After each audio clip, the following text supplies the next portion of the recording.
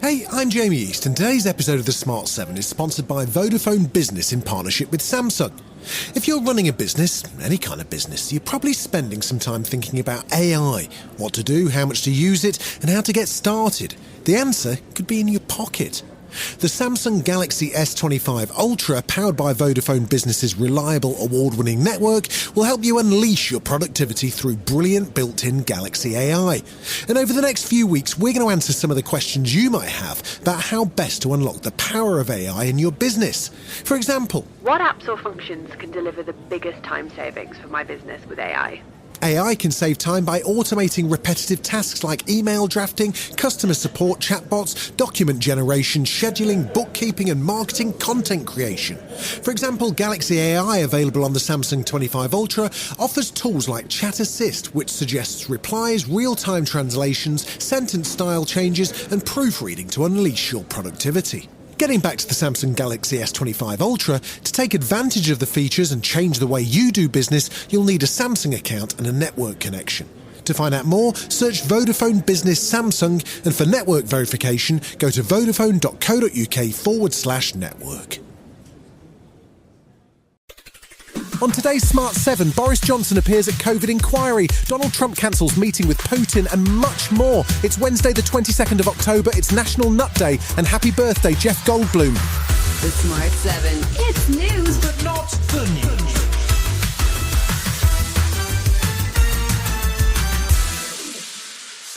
The COVID inquiry continued on Tuesday with its current module, which is focused on the closure of schools during the pandemic and its impact on students and their families. The star witness was former Prime Minister Boris Johnson, who presided over the government's sometimes chaotic response to the pandemic, which included closing schools with one day's notice and no apparent plan. He was apologetic. I take full responsibility for all the decisions that we took, and all mistakes that were made were mistakes that I'm accountable for and take responsibility for. He was asked specifically about the Education Department and whether or not he should have fired Education Secretary Gavin Williamson. He declined to answer directly, but did say that he had a number of things he would do differently on reflection.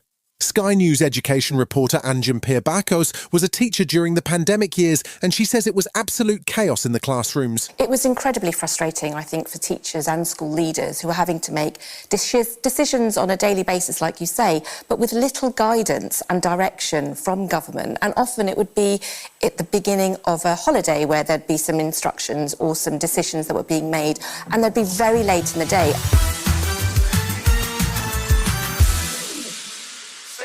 Back in June, Prime Minister Keir Starmer announced that there would be a national grooming gangs inquiry, following recommendations from crossbench peer and safeguarding expert Louise Casey.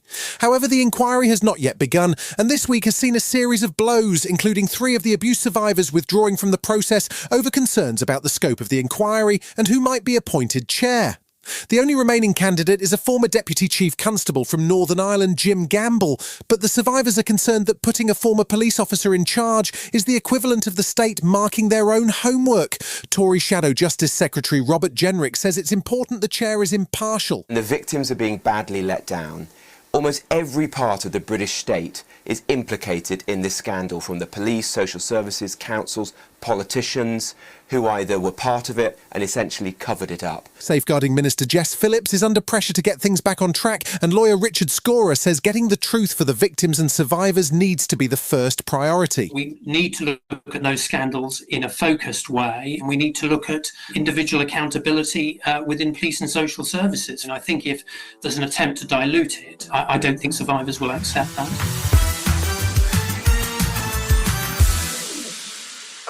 Tuesday saw US Vice President J.D. Vance in Israel as the Trump administration works to keep the Gaza ceasefire on track. The VP said things were going better than I expected and expressed great optimism that the ceasefire will hold despite Israeli airstrikes on Sunday. A Hamas delegation was in Cairo for talks about the next stage in the peace plan, which would see them disarm. However, while things are going reasonably well in Gaza, there's no sign of a breakthrough in Ukraine, with Donald Trump confirming on Tuesday that there would be no summit with Vladimir Putin in Budapest, saying he didn't want a wasted meeting.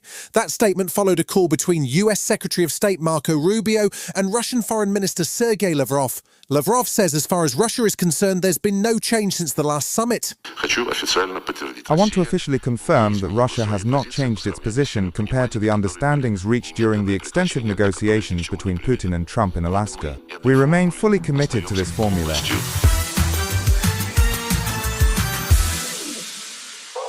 Pressure continued to mount on Prince Andrew on Tuesday with questions over his residence in the 30-room Royal Lodge at Windsor. The BBC reports he paid £8 million in 2003 for a 75-year lease on the lodge. But as his name becomes increasingly mired in scandal over new revelations around Jeffrey Epstein, it may become impossible for the royal family to continue to honour the terms of the lease. In Parliament, MPs have been cranking up the pressure to have the former Duke of York officially stripped of his royal titles and duties, with the SNP's leader in Westminster, Stephen Flynn, lodging a formal motion. The argument that the government are putting forward is just, it's a nonsense. And you know, see, for the family of Virginia Giuffre who are looking at this and watching this, who are angry and aghast, they must be wondering what planet we are living on, where our elected politicians are saying we can't do this because of convention. Still to come on today's Smart 7, in association with Metro, a good night for British clubs in the Champions League, and we find out how to get a job as a mad scientist. Right after this. Hey, I'm Jamie East, and today's episode of the Smart 7 is sponsored by Vodafone Business in partnership with Samsung. When you're running your own business, pretty much anywhere can be your office, the spare room, the back garden, or, like here, the local cafe. With the power of Vodafone Business's reliable award-winning network, combined with the Samsung Galaxy S25 Ultra, there's no limit to what you can do pretty much anywhere.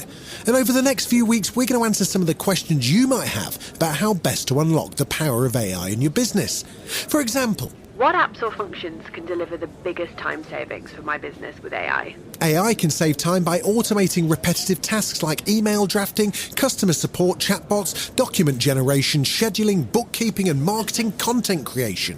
For example, Galaxy AI, available on the Samsung 25 Ultra, offers tools like Chat Assist. Getting back to the Samsung Galaxy S25 Ultra, to take advantage of the Galaxy AI features and change the way you do business, you'll need a Samsung account and a network connection. To find out more, search Vodafone Business Samsung, and for network verification, go to vodafone.co.uk/network. Welcome back.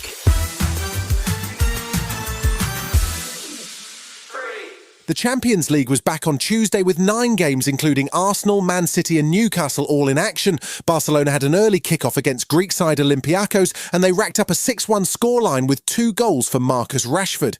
Man City travelled to face Villarreal and picked up a 2-0 win, while Newcastle were at home to Benfica and got a 3-0 win. Arsenal faced Atletico Madrid and pulled off a 4-0 win, which sees them up to 3rd in the league table. Manager Mikel Arteta was pleased with the way his side handled the pressure. And you can feel the level of threat that they have every time you give the ball away in dangerous areas or you attack the box and you don't control the players left out of the pitch. But I think the second half we started really brave again. We find different ways in a really, I think, dominant way to win the game.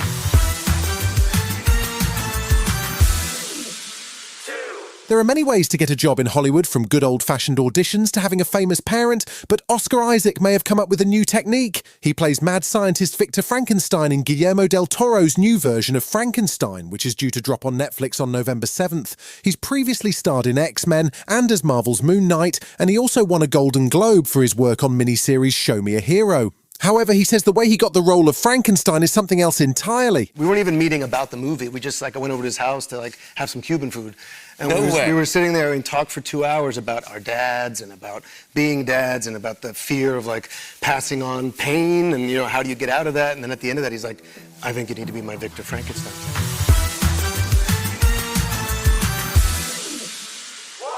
There's a new British thriller on the way from first-time director Cal McMurrow that critics are raving about. It's set inside a men's prison, and it got its premiere at the Toronto Film Festival, where it was described as gritty and gripping.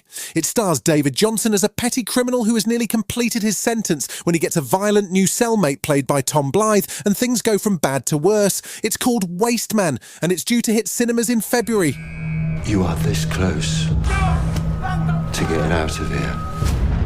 What are you gonna do? I'm gonna get a job. I'm gonna see my boy. Of course, this is all dependent on continued good behaviour. You've been listening to The Smart 7. We'll be back tomorrow at 7 a.m. Hit that follow button and have a great day. Give us 7 minutes and we'll give you the world.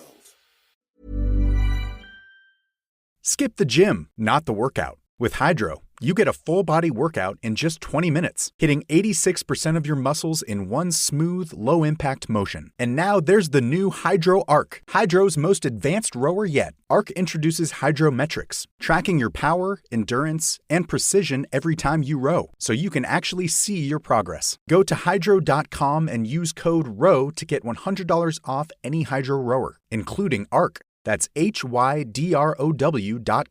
code ROW.